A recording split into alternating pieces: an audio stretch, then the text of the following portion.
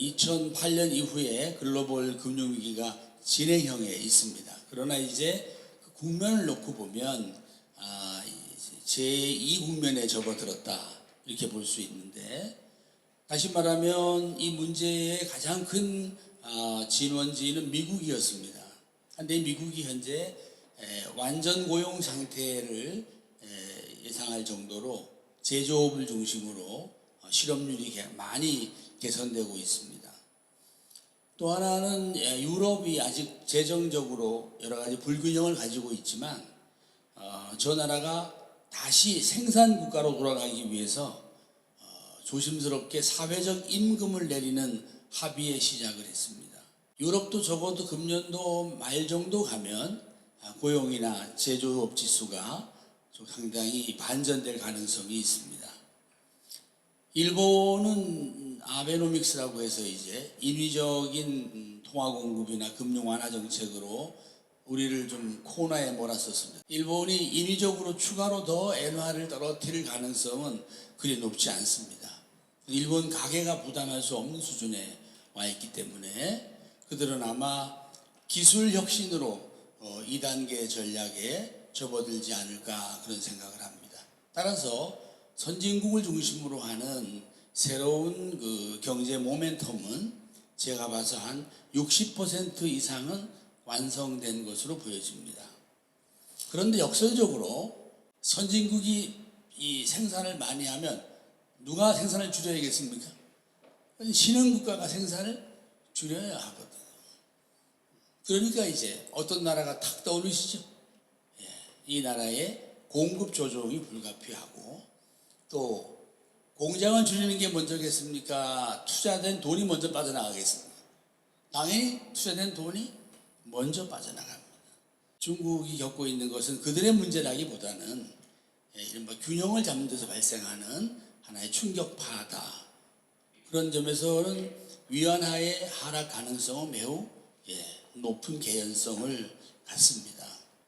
이것이 우리 한국 경제에 주는 영향이 직접적으로는 분명히 있습니다만은, 또 세계적으로 놓고 보면 미국이나 유럽이나 일본이 다시 제조업으로 경제의 규모를 늘려나가려고 할 때 어느 나라의 소재나 부품이나 중간재를 안 쓰면 안 되겠습니까?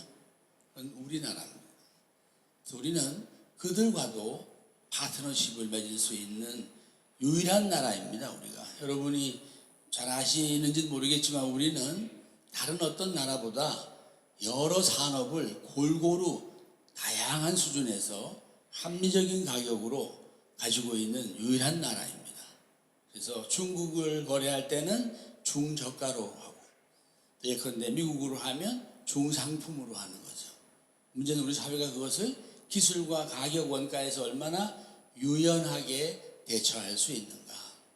특히 여기서 투자하시는 분들에게 제가 한마디 참고하자면, 선진국에 공급할 수 있는 나라 국기업들은 역사가 길어야겠습니까? 짧아야겠습니까? 역사가 길어야죠. 젊어서부터, 제가 젊었을 때부터 있었던 회사들이어야 합니다.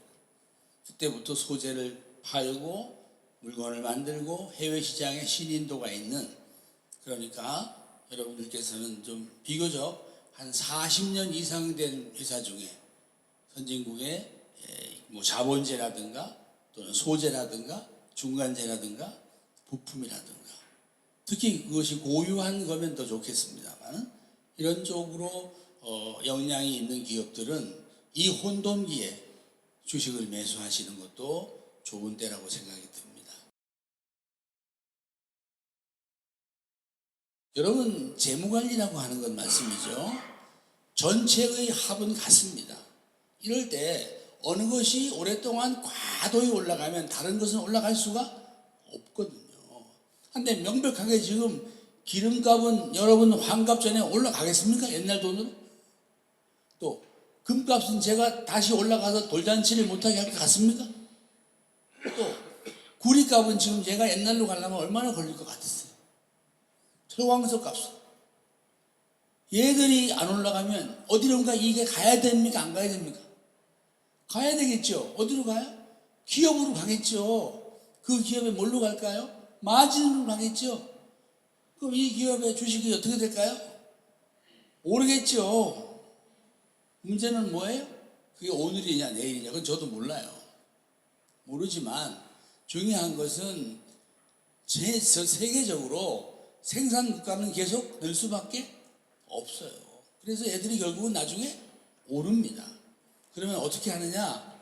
여러분이 기름값이 떨어지고 구리값이 떨어지고 이럴 때 주식을 살 타이밍을 준비해야 되겠다 하면서 제가 아까 뭘 준비하라고 그랬어요? 원금을 쫙 모아놓고 있다가 언제부터 사는 거죠? 얘들이 올라가려고 할 때. 그럼 이론적으로 말하면 올라가려고 하면 마진이 감소하는 거지만 뭐 때문에 올라가는 거죠? 이미 기업이 성장하고 있기 때문에 얘가 올라가는 거거든요.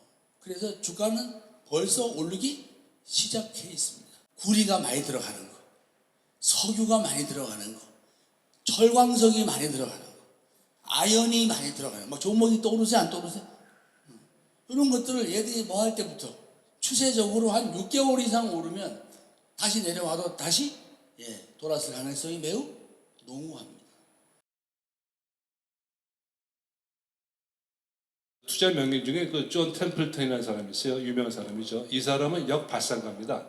남들이 주식이 좋다고 난리 필 때 주식을 팔고, 이 사람은 남들이 죽겠다 싶을 때 주식을 사는 사람이에요. 이 사람은 항상 주머니 속에는 또 항상 자기 책상 앞에는 내가 앞으로 살 종목 리스트가 있습니다. 그 종목들이 크게 떨어질 때 이 사람들은 슬며시 주식을 사는 역발상가 중에 하나고요. 그다음 두 번째 이제 그 피터 린치라고 유명한 그 월가 영웅이라는 사람인데, 그 피터 린치는 그 얼마나 유명하면 월가에서 최고의 투자 수익률을 올려가지고 47살 때 은퇴해가지고 그 와이프랑 그 요트 타면서 세계 여행했던 사람인데, 이 사람은 세 가지 지론이 있어요. 투자에 대해서. 첫 번째 뭐가 있는가 하면 그 주식 투자하는 사람들한테 얘기하는 거예요. 당신 집이 있느냐? 그 얘기는 뭔가 하면 주식은 집도 사고 나서 여유 자금을 해야 된다는 걸 강조하는 거예요. 두 번째, 당신이 주식을 할 수 있는 성격인가 아닌가를 판단하라 이거예요. 너무 조급한가, 너무 아닌가를 잘 판단해서 주식에 맞는지 안 맞는지를 판단하라는 거예요.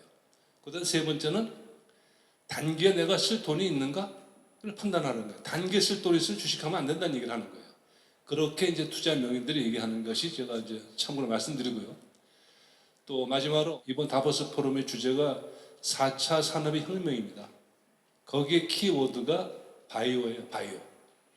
그래서 지금 우리나라는 주가 폭락하는데 바이오 관련주들은 그래도 굳건히 버티고 있습니다. 이 바이오 산업이 말이죠. 전 세계적으로 반도체 IT를 합친 것보다도 세계적인 시장 마켓이 10배가 큽니다. 그러니까 바이오가 이제 시작이 되고 있는 거예요. 근데 우리나라는 바이오 관련 기업들이 의외로 많습니다. 중소기업들도. 아마 이들 기업들이 제2 한미약품 이상의 그런 기업들이 많이 있습니다. 그런 거를 잘 염두에 두시고 소액이라도 한번 이렇게 투자해 보시는 게 어떨까 생각이 들어집니다.